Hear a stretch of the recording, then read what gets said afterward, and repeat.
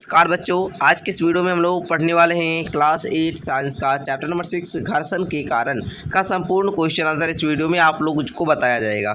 यदि आप लोग घर्षण चैप्टर को नहीं पढ़े हैं तो आप लोग जाकर पढ़ लेंगे, या फिर इस चैप्टर का नोट्स अगर आप लोग को लेना है तो वीडियो के डिस्क्रिप्शन में एक लिंक दिया गया है, वहाँ से जाकर आप लोग नोट्स ले सकते हैं। इस चैप्टर का संपूर्ण नोट्स, ठीक है ना, पूरा अच्छे तरीके से डिजाइन किया गया है। ऑल चैप्टर का कोई नोट्स तो आप लोग को मिल जाएगा, वही बहुत ही कम प्राइस में, तो वो बताया जाएगा। तो अभी हम लोग अभ्यास के प्रश्न को देखते हैं। तो आप लोग का यहाँ पर फर्स्ट क्वेश्चन कह रहा है, कौन सा बल गतिशील गेंद की गति को मंद करता है। मानिए कि ऐसा कौन सा बल हम लोग लगाएंगे जो गेंद गति में जा रही है और उसकी गति को धीमी कर देगा या फिर मंद कर देगा या धीमी, बात एक ही हुआ। ठीक है, चलिए आंसर जानते हैं।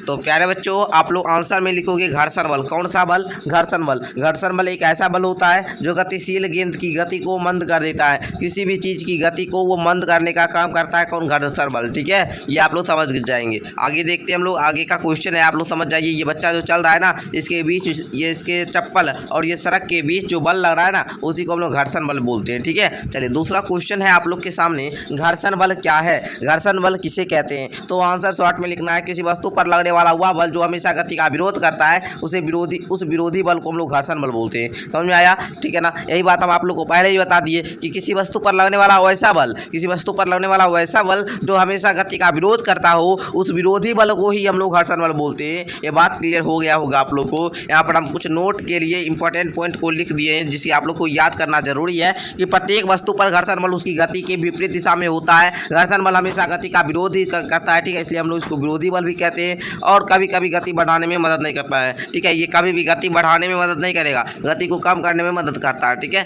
घर्षण बल दो सतहों के बीच कार्य करता है, इसलिए हम लोग इसको संपर्क बल बोलते हैं। संपर्क बल मतलब क्या? दोनों क्या संपर्क में हो, दोनों वस्तु क्या हो, संपर्क में हो। ये क्या करता है? दो सतहों के बीच से कार्य करता है, दो सतहों के बीच के संपर्क में कार्य करता है, इसलिए इसे हम लोग संपर्क बल बोलते हैं। तो यहाँ तक आप लोग का क्लियर हो गया होगा। अब हम लोग स्थैतिक घर्षण और सर्पी घर्षण में अंतर समझते हैं। तो लिखेंगे, जब किसी वस्तु को विराम की स्थिति से गति में लाने का प्रयास किया जाता है, उस स्थिति में लगने वाले घर्षण बल को स्थैतिक घर्षण बल कहते हैं। क्लियर हुआ पॉइंट? आप लोग जब कोई वस्तु विराम में रहेगा उसको गति में लाना है तो हम लोग क्या बोलेंगे?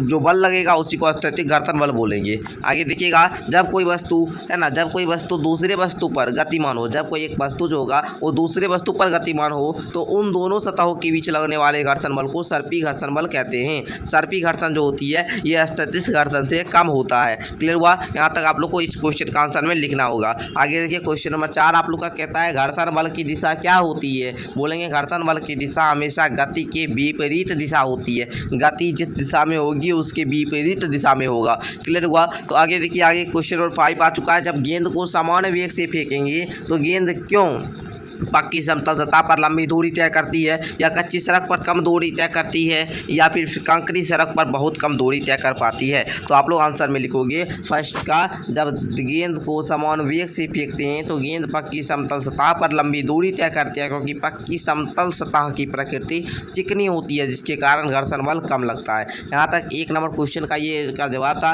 अब ख्वा का हम लोग देखते हैं, जो दूसरा आप लोग का जो क्वेश्चन था ना, ये कच्ची सड़क वाली है ना, कच्ची सड़क पर कम दूरी तय करती है। तो देखिए, कच्ची सड़क क्या होती है, उस पर गेंद कम दूरी तय करते हैं। क्यों? क्योंकि यहाँ घर्षण बल ज़्यादा लगता है। ठीक है, कच्ची सड़क है तो आप लोग समझ रहे होंगे वहाँ पर बल क्या लगेगा, ज़्यादा लगेगा। इसलिए कंकरीली सड़क पर क्या होगा, सतह काफ़ी खारदार रहता है जिसके कारण घर्षण बल बहुत अधिक कार्य करता है, परिणाम स्वरूप गेंद बहुत कम दूरी तय कर पाती है। ठीक है, मतलब आप लोग समझ रहे होंगे, ये कंकरीली है, भाई कंकर ही गेंद में फंस जाएगा तो वो तो उसका तो रुकावट तो थोड़ा कम करवे करेगा, धीरे धीरे तो वो गेंद दूरी तय कर भी पाएगी। ठीक है, तो आप लोग यहाँ तक समझ गए होंगे। आशा करूँगा कि ये तीनों क्वेश्चन आप लोग को समझ में आ गया होगा। अब हम लोग क्वेश्चन नंबर 6 की ओर बढ़ते हैं। क्वेश्चन नंबर 6 कहता है, जब एक वस्तु दूसरी वस्तु की सतह पर गति करती है तो कौन वस्तु घर्षण प्रदर्शित करता है, निचली वस्तु की सतह या ऊपरी वस्तु की गतिशील वस्तु की सतह या दोनों वस्तु की सतह। तो आप लोग आंसर में लिखेंगे दोनों वस्तु की सतह। ठीक है, दोनों वस्तु की सतह में ना घर्षण होगा जी।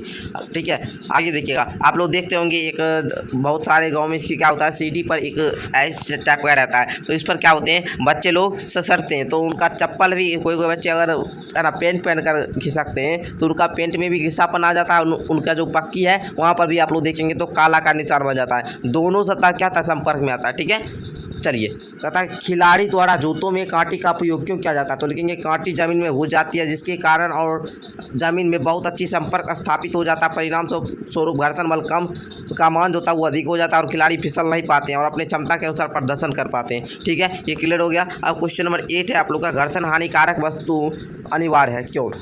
घर्षण हानिकारक है परंतु अनिवार्य, यहाँ पर परंतु होगा। ठीक है, घर्षण जो है ये हमारे लिए हानिकारक है, क्यों हानिकारक है ये भी बताएंगे, लेकिन अनिवार्य क्यों है ये भी बताएंगे। ठीक है, तो लिखेंगे सतहों के बीच घर्षण ऊर्जा का अपव्यय करते हैं, घर्षण के कारण वस्तुएं घिस जाती है इसलिए हमको हानिकारक है। कपड़ा, चाकू, पेंसिल, पेन, बियरिंग आदि घर्षण के कारण घिसकर खराब हो जाती है इसलिए हम लोग के लिए क्या हानिकारक है। मशीनों में घर्षण के कारण ऊर्जा का क्षय होते रहता है, तो दूसरी तरफ बिना घर्षण के हम पृथ्वी पर चल नहीं पाएंगे। अब देखिए लाभदायक क्यों है, अनिवार्य क्यों है हमारे लिए, तो अब आप लोग बोलेंगे बिना घर्षण के कारण हम लोग पृथ्वी पर चल भी नहीं पाएंगे, वाहन सड़क पर दौड़ नहीं पाएगी, घर्षण के कारण ही वाहनों में गति संभव है, वाहनों की दिशा परिवर्तन में कागज पर लिखने इत्यादि ऐसे बहुत कार्य जिसमें घर्षण सहायक होते हैं। इस प्रकार जहाँ घर्षण हानिकारक है वहीं अत्यंत लाभकारी भी यानी अनिवार्य भी है। तो बताइए आप लोग कितने बच्चे इस आंसर से सहमत हैं? बताइए आप लोग को ये आंसर समझ में आ गया? ये आंसर आप लोग अपने मन से भी लिख सकते हैं, घर्षण के 2-3 को हानिकारक लिख दीजिएगा और वहीं लिख देंगे हम लोग घर्षण के बिना चल नहीं पाएंगे, बाहर दौड़ नहीं पाएगी। ठीक है, ये सब लिख देंगे, उसके बाद बता देंगे इसलिए अनिवार्य है। ठीक है,